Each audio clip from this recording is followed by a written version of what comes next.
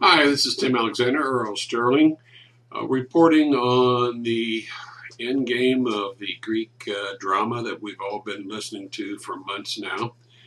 Let's look at what's really happened. The Global Banking Cartel, the 30 banking families that have been looting the world for over a couple hundred years now, won a major battle. And it affects the entire world. What happened is when Greece wanted to join the EU, supposedly, her numbers, financial numbers weren't so good. Goldman Sachs came in and dealt with the corrupt Greek politicians. Everybody, I'm sure, got bribed. And they took a fairly low national debt load and tripled it overnight, and worked their sleight of hand, their BS is all it was, and made Greece, even though they more than tripled their debt, made it look more acceptable to the EU. Now, I don't think they fooled anybody. Everybody was in on it. The EU was the creation of the Rothschild family. The euro was the creation of them. The idea is one currency is a lot easier to control than multiple European currencies. And they're into the control of money and power. Anyway, so that debt, which was over tripled then, that became a bigger bite on the Greek public. And they ended up going into debt a little bit more to pay things off. And then by design, the Greek banks got in trouble. And the banksters, the global banksters, were there to loan Greece more money. Pretty soon you get into a situation, I draw an analogy to a drunk who has a pocket full of credit cards. And he's not working, all he's doing is drinking and spending a lot of money. And pretty soon he can't afford to pay the monthly installments. And then instead of cleaning his act up, what does he do? Well, he gets more credit cards so he can charge payments on other credit cards for the first ones and take cash withdrawals and pay this off, which is robbing Peter to pay Paul. It works for a little while, but essentially you end up with a massive debt load.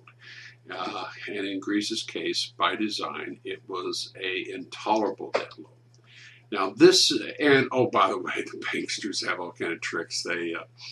They play with the bond market to make sure that the Greek bonds were very pricey for Greece, and they play all kind of games to increase the squeezing on the Greek people and the economy. Now, they've done stuff like this throughout Latin America, Africa, third world countries. But they're a bunch of hogs at the trough, their appetite just doesn't stop. And they're now so gutsy that they're going into Western Europe to do this. And Greece is one example. Portugal, Spain, Italy, and others are right behind her. Now, the whole idea is to go in and steal some of the money of people's bank accounts. It's called a haircut. So depositors will lose some of their money in the bank. Instead of getting a little bit of interest, you might lose 20 or 30 or 40 or 50% of the money you have in the bank. They're taking money away from pensioners. And then there's the infrastructure, the ports, the airports, highways, water and sewer departments, etc., that the Greek taxpayers have paid for for years and years, decades. They own them, and now they're going to have to turn all that over, and it'll be sold so the banksters can get paid. And it all started with funny money, you see.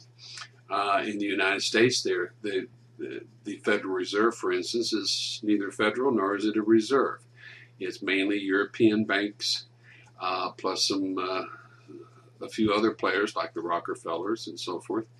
And they control the money supply in the United States. When the United States needs another $1 trillion and deficit spending for the wars they get us into or whatever. Well, we just call the Federal Reserve up, print up another $1 trillion, and they create the money out of thin air, loan it to the federal government or other national governments, and then you have to pay it back with compound interest plus the principal. Great deal, especially since under the Constitution, it's only the United States government that can print money. But they've ignored that a long time, actually 101 years since they passed the Federal Reserve Act, December 23rd, 1914. Well, what's happening in Greece is going to happen elsewhere. And of course, the global banksters aren't content with that. They want the Third World War. The primary reason they want the Third World War is they're satanic. And their God, with a small g, demands blood sacrifices. He wants war, hate, evil, destruction, slaughter, people wounded, maimed, children destroyed, their lives destroyed, etc., etc. And the Global Banking Cartel families were behind the French Revolution. They helped to put Napoleon in office. They were behind the Napoleonic Wars, which was kind of the beta test for a global war. They were behind the revolutions that took place across Europe in 1848 and the French Commune, which was a forerunner to communism. They set up the First World War by encouraging the growth of two competing alliances, much like what we're having now when we had War II. And then they created the spark that in the fire. They created the fireball in the powder keg, and that was the assassination of the Archduke Franz Ferdinand, the heir to the Austro-Hungarian throne. The man that there were multiple hit teams. They missed him the first try. Second try, they got him.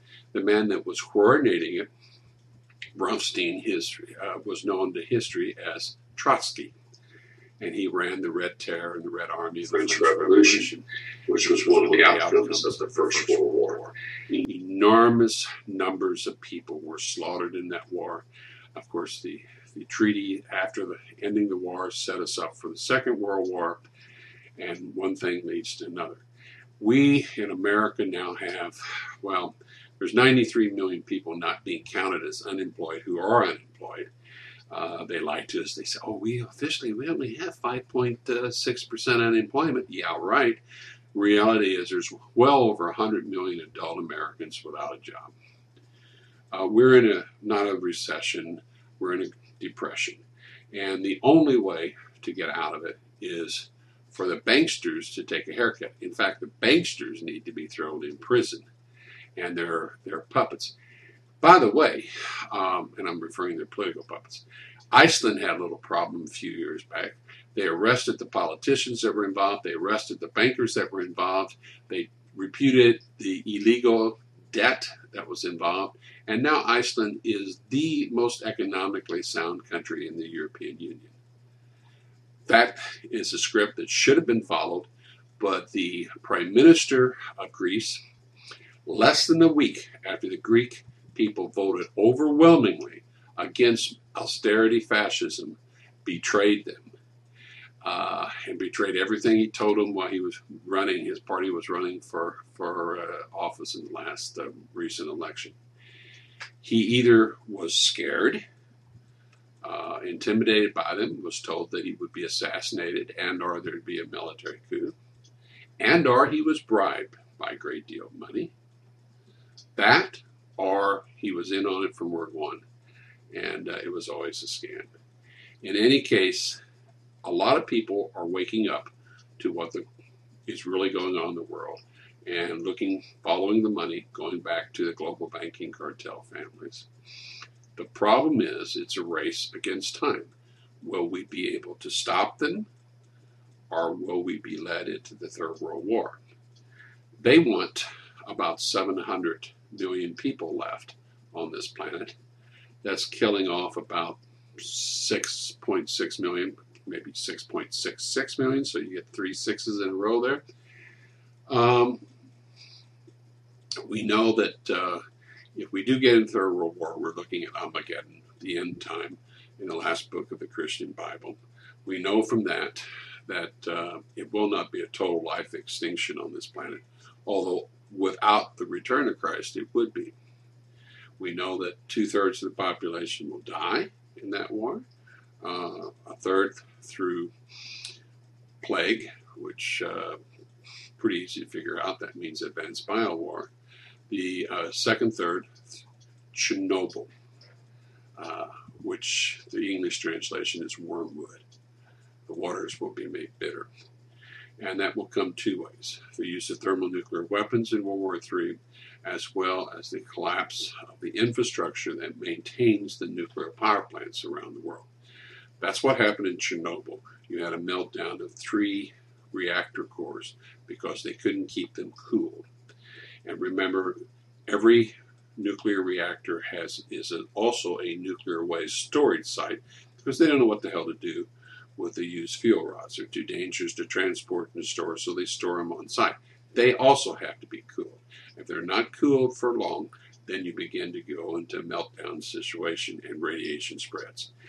Many serious people are saying Fukushima is so bad that it may eventually become a population extinction event. I don't think it's quite that bad, but I think it will kill an incredible number of people. Other things not coming to play that are even worse. But, we're looking at a disaster that's literally biblical in scope, not only financially, but politically, militarily. And folks, you need to talk to your friends, talk about these global banksters, what they're doing, who they are, and where they're leading us. They're leading us into our deaths and our destruction. They're stealing everything that's nailed down and everything that's not nailed down in Greece and increasingly in more and more countries. America is just a shadow of its former self. Well, God help us. It's Tim Alexander, Lord Strong. Thanks.